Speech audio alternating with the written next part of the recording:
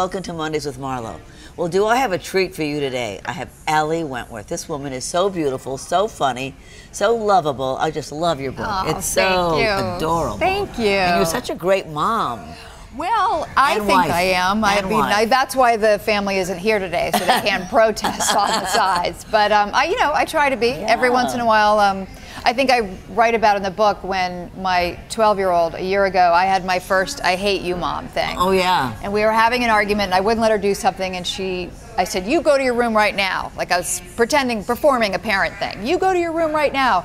And she stormed into her room, and I hear her screaming, "I hate you, Allie Wentworth. I hate you, Allie Wentworth." So I walked down the hallway, and I opened the door. I said, "It's I hate you, Mom. Don't you sully the brand." That's so great. I love that. And I love that she called you by your full name. That was so hilarious. That's so great. I know. But this new book is doing really well. It popped up on the bestseller list. It's called Happily Allie After. I just happen to have it here. Had such a great time reading this over the 4th of July weekend. It is really so funny. It's just wonderful. This is from Dawn. I love the title of your new book, Happily Allie After. Can you tell us what your pre-midlife crisis was? Well, why is it a pre-midlife crisis? Because you're not in midlife yet, is that it? Oh, I'm right in midlife. I'm curious because a pre-midlife crisis is kind of once a week. Right. You know what I mean? It's like I'm always in crisis. And it sort of happened with milestones. Like when I turned 40, there was a little bit of a, oh my gosh. But 50 really put me in the bed for a few days. Yeah. No, I had no trouble with those ages. I almost killed myself at 60 because I'd never turned 40 or 50, so it was such a shock. What, were you went from 30 to 60? Yeah. 40, I never got to that. 50, I never even thought about it. But 60, I went, oh my God. Yeah. This is from Julie. I love you. Why did you think you needed self-improvement? Well, there's a good one. Oh, Julia, you haven't seen me naked. I think everybody needs self-improvement. Yeah. When do you not need self-improvement? Well, what did you want to work on? I wanted to, well, I sort of also hit the point where I had friends who were getting really sick. Right. So I don't want to get cancer. Right. I have friends that were getting divorced. Right. And I thought, I have a good marriage. How do I keep that going? And I also went to my internist who asked me if I had a living will. And I thought that she's trying to tell me something. Wow. And I realized that, it used to be when I was younger, you'd get in shape, just so you look good in a bikini. Right. But now it's all about bone density and, all these. So you changed how you eat? And I tend to eat because I want to live longer. I don't want to live to 100. Right, I do. Why? Oh, I want to live to 200. I don't know if I can. 100, I feel like the kids will put me in a home, by the way, when I turn 60. And I don't know. Maybe I do. This is from Vicky. If you could describe one adjective to describe your life, what would it be? I'd say blessed. Aww. I would. I mean, and I'm just, in terms of the world, great. I cannot, every once in a while I think, all right, what's, Oh, gosh. when's the other shoe going to drop? And your daughter, I only met one of them at your book party. Yeah. Which one was that? Did you, in the black tuxedo Yes, suit? right. That's Elliot. Wow. The younger one was running around signing books, signing her name, Harper, on my books, and I had to pull her aside. But Elliot is so articulate. Yes. She really is. Yes. Well, she's got her dad's brain. I always say my children have their father's brain and my legs, and if it were the other way around, they'd be screwed. She's very cute, very smart. I was actually shocked. I mean, I was talking to just a short person. Yeah. She was not a child. No, she's very, very You had said to her that she liked Free to Be You and Me, and so I said, well, what song do you like? You want to sing one to me? She said, well, I would like to sing one, except my teacher told me that I don't have a very good voice. So once you're told something like that, you don't really feel like singing anymore. She's absolutely right. It was so adorable. It's absolutely I said, well, true. don't listen to your teacher. I was thrown out of Glee Club, and I make records. So, the hell with your teacher. Yeah, that's right. This is from Lauren. I'm a mom with 2 little girls. I was wondering if your children have been bullied, and if so, how do you handle it? Oh. I'm a very, I'm like a lioness with my kids. So how I've handled it, I'll give you a perfect example. My older daughter, she had some issues with another girl at school. And rather than call the school or make threats, I thought, let's find another way to handle this. And I invited the other mother and the daughter to come have tea with me and my daughter. And we all sat down, and I said, you guys are going to be in school together for, you know, however many more years. Let's not make it tense. Let's, you know, you don't have to be best friends, but like, there's enough stress with homework and boys. Let's take that off the table. And then we sort of ended up having a really nice afternoon, and it diffused it. Wow, that's very good. Because I found with some of my other mom friends, when they, you know, threatened the mother and called the school, it made it worse. Yeah. It fueled the fire. So. Right. So you were softening the edges. Yeah, I mean, that may not work with everybody, but it worked for us. Oh no, I think it's a great idea. Ava wants to know, and I think we all do, what do you think is the key to your successful marriage? Humor. I don't know if I were with another funny person, if it would work, but you know, I'm the funny one, you're the audience, works really well. Right. But also we're constantly interested in each other's thoughts and world and life, and you know, we're very different. People always say like, you and George Stefan, you know, and I say yes, but you know, he shows me where the Middle East is on the map, and I tell him how to coin a hacky joke. So. What's a transactional marriage? You mean? Where it's all about transaction. Hey, did you do this? Hey, you got to call the thing and do this. You know. And also where it's all about the kids. I mean, I don't think you have a chance it's going to be all about the kids. No. It has to be. I mean, you know, this weekend George and I are going away alone. Oh, that's great. Because it's important. Yeah. They're fine. Yeah, they're fine. This is from Tricia. Are there any things that George considers off limits for you to joke about? Our sex life.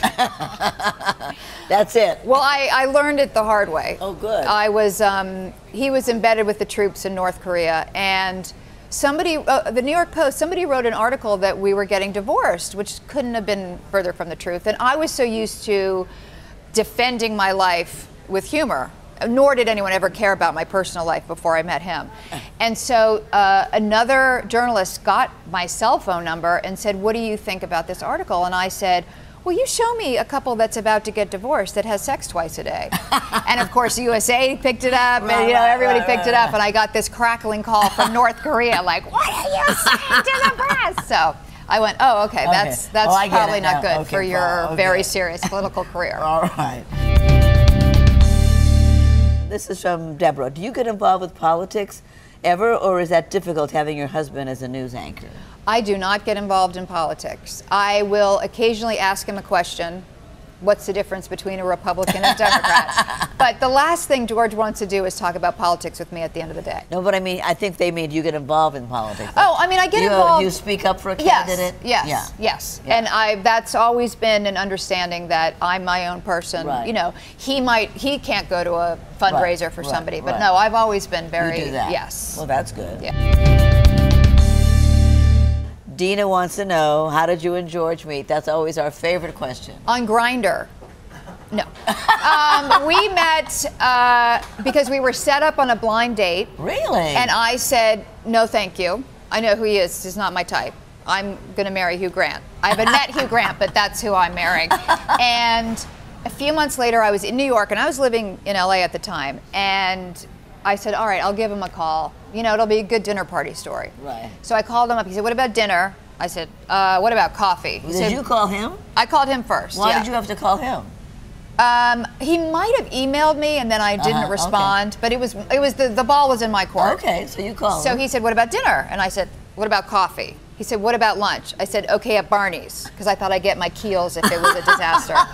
And I mean, I'm not lying to you. Really? I didn't shave my legs. I don't even think I took a shower. I wore a black suit, so I looked serious. And I thought it would just be an interesting conversation. I read the New York Times that morning, and I met him, and by the end of lunch, like a good melon, I knew. The end of lunch, I was like, this is my man. And we were engaged 2 months later. What did he do? What did he say? It's nothing he said or did. It was like I felt like I was home. The feeling was I felt like I was home. And I felt closer to him than boyfriends I had had for 5-6 years. So that's how I knew. And did you know that he was feeling it too? Yeah. In fact, again, he proposed 2 months later, but after 3 weeks, I was like, hello, put a ring on it. Oh, that's great. Yeah. From Tara, Yeah. who was a bigger influence in your life, your mom or your dad, and why? My mother, in fact, my second book, Allie in Wonderland, is really an homage to her. She was... You mean was that your first book? That was my second book. Oh. My first book was the Wasp Cookbook. Oh, that's right. Which was like a little... Yeah, I remember that. Anyway, so my mother was the parent. I saw my dad on the weekends, but she is such a formidable character and such a strong person. And I'm from this long line of really strong women. Her mother trekked around Mongolia in camels and took photos for Harvard and made a boat out of yak skin, you know, so we're strong, Good God. We're sturdy stuff. What are you? What is it? German? Swedish? It's all English, unfortunately, which is why I had to mix up the gene pool, because I thought if I procreate with another English person, they're going to be tubercular and anemic, and they're going to have those bulbous eyes. Did your mother ever say anything to you that you like sort of carry around?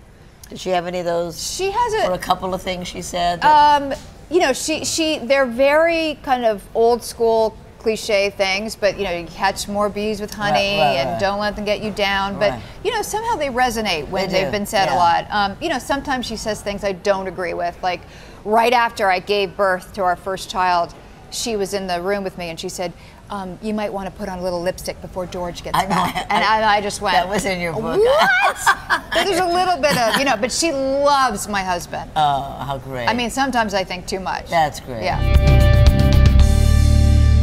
So you and George are oil and water. Yeah, but I think oil and water can work. Yeah. Yeah, you mix it in a different way. Why? Because you're funny and he's serious? Well, because we're different enough that we're kind of, it's always exciting. Is she seeing that you're a humorist and he's a serious anchor type news person? Maybe, but if you look at us like that, that's very sort superficial. of, yeah, I mean, we're, you know, I'm actually the smart one. And, you know, he's the sex icon. So. Oh, I heard a sex icon. That must do very well for him. He must love that. He loved it, but when you're married to a sexual icon, you gotta start doing Pilates. You gotta get your roots done. It's a lot of pressure. I've been married to one. It's a lot It was of awful. pressure.